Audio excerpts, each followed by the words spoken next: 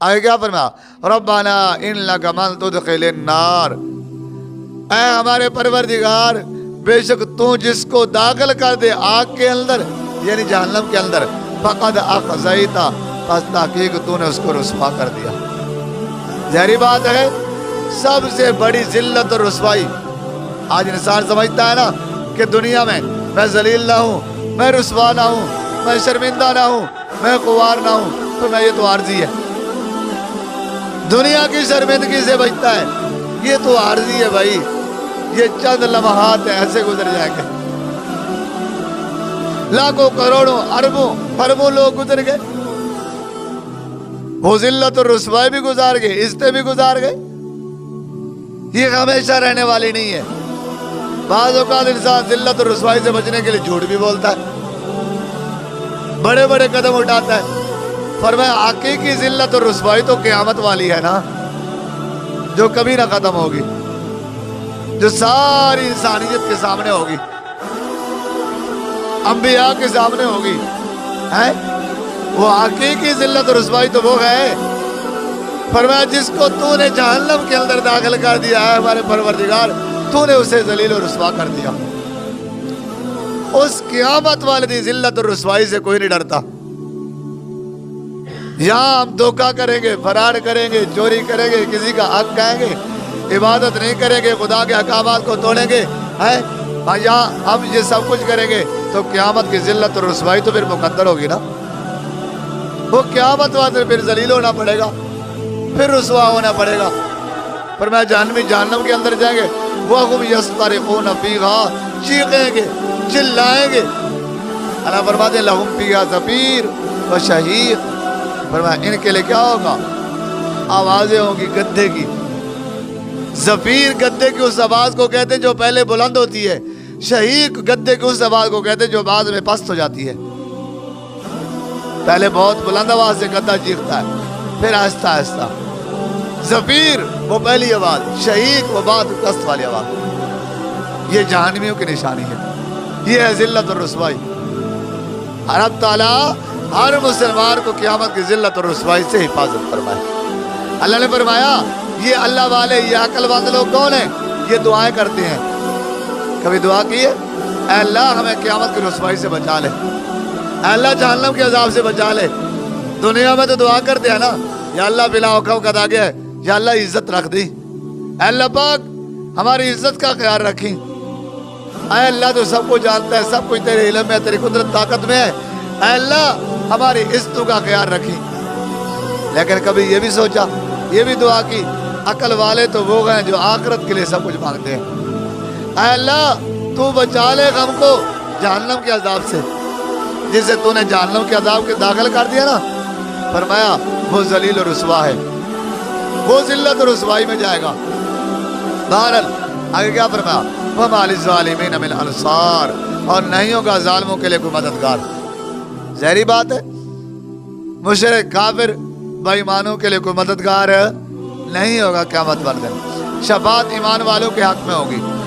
ربنا اننا سمعنا منادیا ینادی للایمان، اے ہمارے پروردگار بے شک ہم نے سن لیا، ہم نے سن لیا، منادین آواز دینے والا، منادین آواز دینے والا، بلانے والا، پکارنے والا، ینادی للایمان جو بلاتا ہے ایمان کے لیے، ان آمنوا بربکم یہ کہ ایمان لاؤ تم اپنے پروردگار پر، فآمنا بس ہم ایمان لے آئے ہیں، فآمنا ہم ایمان لے ہیں۔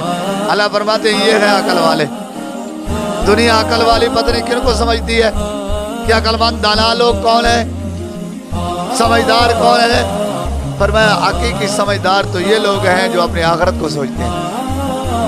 اللہ فرماتے ہیں عقل والے کہتے ہیں اے ہمارے پروردگار ہم نے سن لیا، منادین جو منادی آواز لگا رہے، بلا رہا ہے، پکار رہا ہے، اے لوگو آ جاؤ ایمان کی طرف، اے لوگو آ جاؤ دین حق کی طرف، اے لوگو ایمان لو اس پروردگار ذات کے پر جو وحدہ لا شریک ذات ہے۔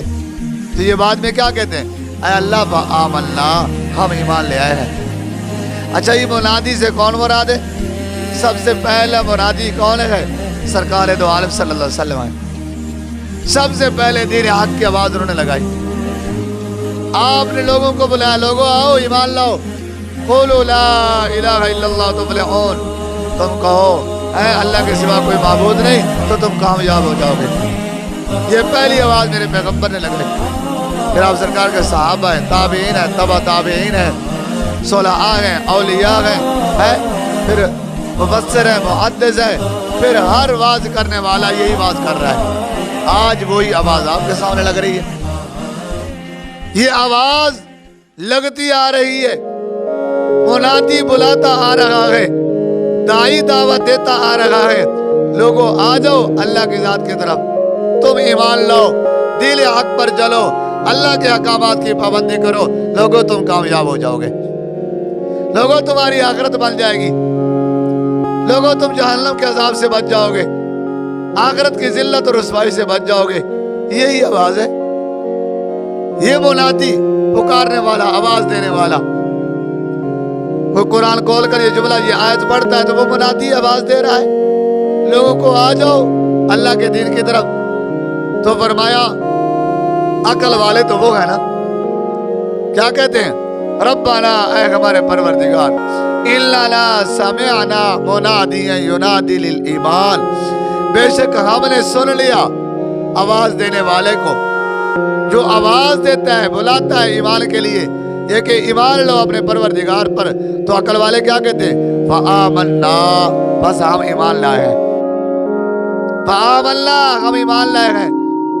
यही दावत रोजाना होती है, यही आवाज आपको भी लगाई जाती है। भाई अल्लाह के दीन को पहचानो, खुदा के दीन को पहचानो, खुदा के कुरान को समझो, खुदा के अहकामात की पाबंदी करो, मैं और आप सब। तो ये उस परवरदिगार का लाखों करोड़ों एहसान है जिस मालिक ने अपना सजदा नसीब फरमा के कुरान के समझने की तौफीक अता फरमाई है। आज वही आवाज़ हम सुन रहे हैं जो पहली आवाज़ हमारे पैगंबर ने लगाई थी, फिर आपके सहाबा ने, फिर चलते चलते हर वाइज ये आवाज़ लगा रहा है। बहरहाल आगे क्या फरमाया? अकल वाले क्या कहते हैं? रब्बाना फग़फिर लना ज़ुनूबना, ऐ हमारे परवरदिगार तू बख्श दे हमारे लिए हमारे गुनाह। ज़ुनूबना से मुराद मुफस्सिरीन कराम फरमाते हैं सगीरा गुनाह। वकफ्फिर अन्ना सय्यआतिना, और कफारा कर दे हमारी तरफ से हमारे बुरे गुनाहों का, हमारे बुराइयों का कफारा फरमा दे। इससे मुराद कबीरा गुनाह है। ऐ अल्लाह हमारे सगीरा गुनाह भी माफ़ फरमा, हमारे कबीरा गुनाह भी माफ़ फरमा। ये हर वक्त अकल वाले तौबा करते रहते हैं, इस्तिग़फ़ार करते रहते हैं, अल्लाह से माफ़ी मांगते रहते हैं। वतवफ़्फ़ना मअल अबरार, और हमें वफात दे, मौत दे नेक लोगों के साथ, नेक लोगों के साथ जिनको अच्छी सोबत मिल गई वो कामयाब हो गया। अच्छी सोबत का मिल जाना ये बहुत बड़ी कामयाबी की निशानी है। देखे कुरान पाक के अंदर अल्लाह ने क्या फरमाया? या अय्युहन नफ्सुल मुतमइन्ना, ऐ नफ्स मुतमइन्ना, ऐ नफ्स मुतमइन्ना, या अय्युहन नफ्सुल मुतमइन्ना उदखुली फी इबादी वदखुली जन्नती। पहले तो दाखिल हो जा मेरी बंदू में, फिर दाखिल हो जा जन्नत में। पहले फरमाया मेरे बंदू में दाखिल हो, फिर जन्नत में दाखिल हो। क्यों? फरमाया जन्नत मिलती ही खुदा के नेक बंदों से है। जब तक तुम्हें अच्छी सोबत नहीं मिलेगी तुम्हारी आखिरत नहीं बनेगी। ये नेक सोबत ही है ना, बैठे हुए हैं, ये कुरान की सोबत ही है ना। तो अच्छी सोबत का मिल जाना, नेक लोगों की सोबत का मिल जाना है, इबादत वाली सोबत का मिल जाना, नेक महफल का मिल जाना, ये इंसान की कामयाबी की दलील है। इसलिए कि नेक लोग यही दुआएं करते थे, यही दुआएं करते, अल्लाह अपने नेक बंदों की सोबत अता फरमा। आज देख लें मुआशरा, हुज़ूर फरमाते मुआशरा बहुत बड़ी चीज होती है। मुआशरा इंसान को माहौल देता है, अच्छा माहौल भी देता है, बुरा माहौल भी देता है।